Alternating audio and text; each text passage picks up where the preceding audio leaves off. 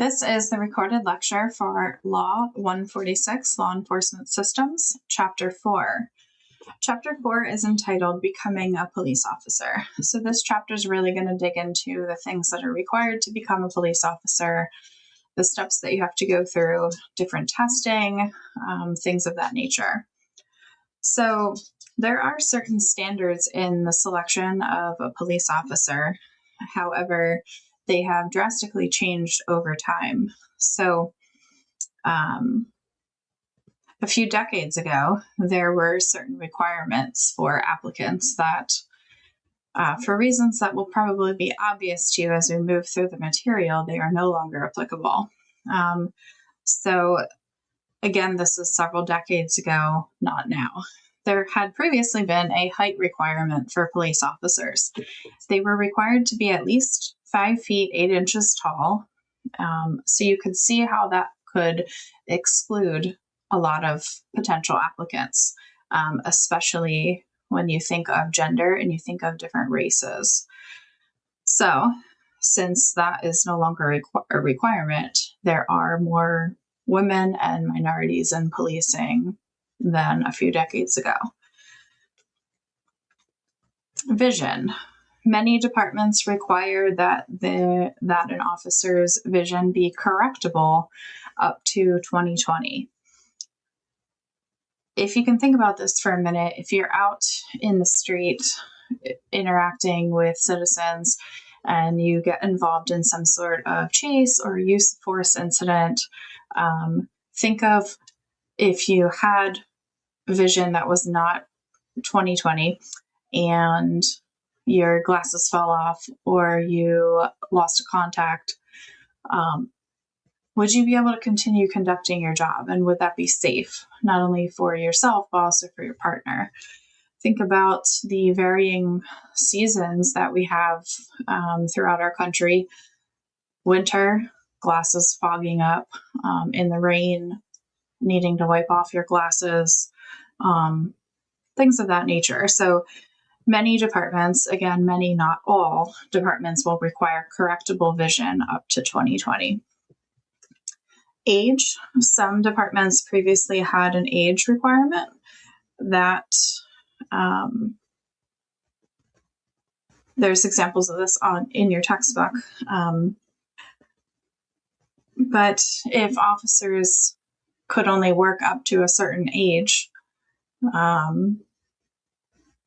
you're losing a lot of knowledge and experience in your department. Sometimes those older officers bring a lot to the table, so to speak. Currently, we have officers, and it's not uncommon, that will work their required amount of years. And you'll learn about what that means when you talk about unions and contracts and police work.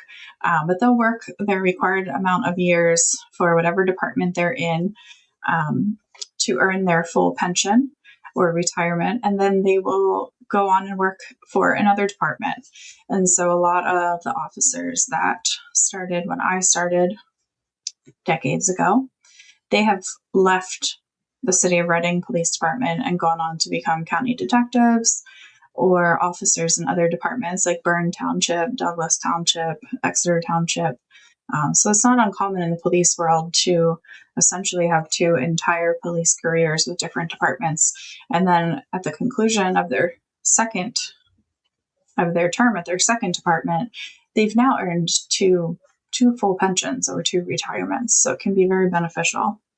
But with regard to age, think about the experience that you lose when you cap off an age that officers are forced into retirement. So that's not really applicable anymore.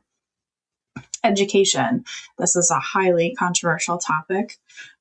It's sort of died down over the last year or so, but previously there was a lot of discussion about educational requirements for police. Pennsylvania State Police is the one that comes to the top of my mind.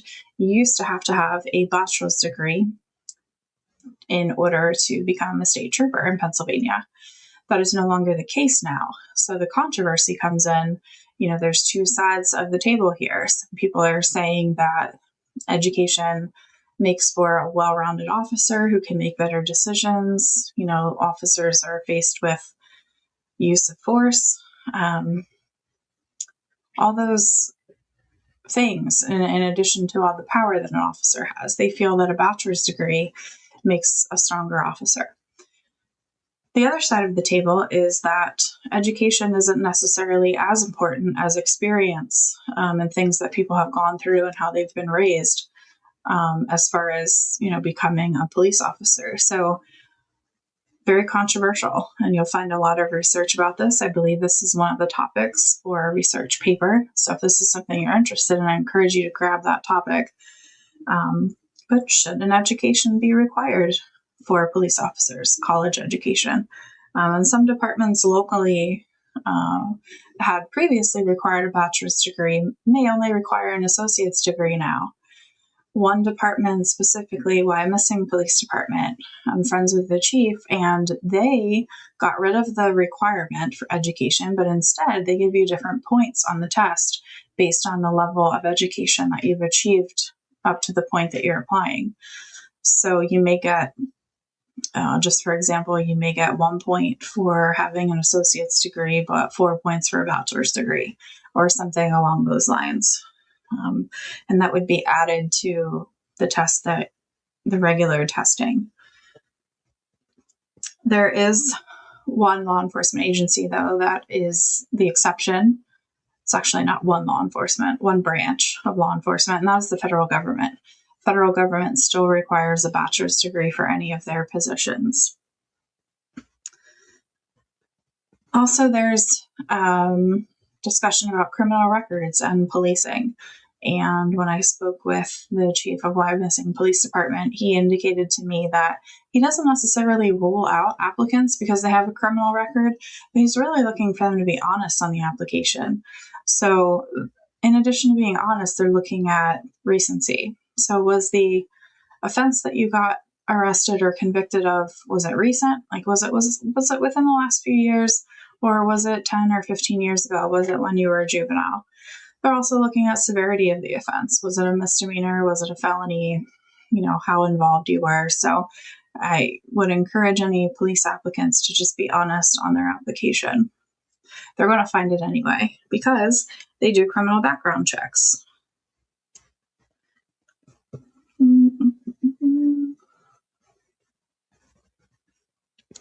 There's a selection process, obviously, involved with becoming a police officer. There's many facets involved to this.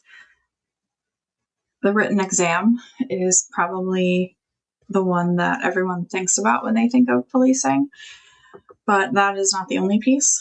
There is a written exam, there's a physical test, there's polygraph exams that are employed for some departments. Most departments do some type of oral interview. There's also background investigations, a psychological exam that you'll have to undergo, and potentially a medical exam. There are several videos in the reading materials for this module on those various aspects of the selection process, as well as the standards in policing.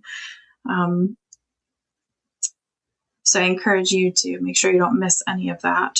Also, the selection process, there is one piece that is probably the most subject to litigation, and that is the written exam for various reasons that you can learn about in your textbook.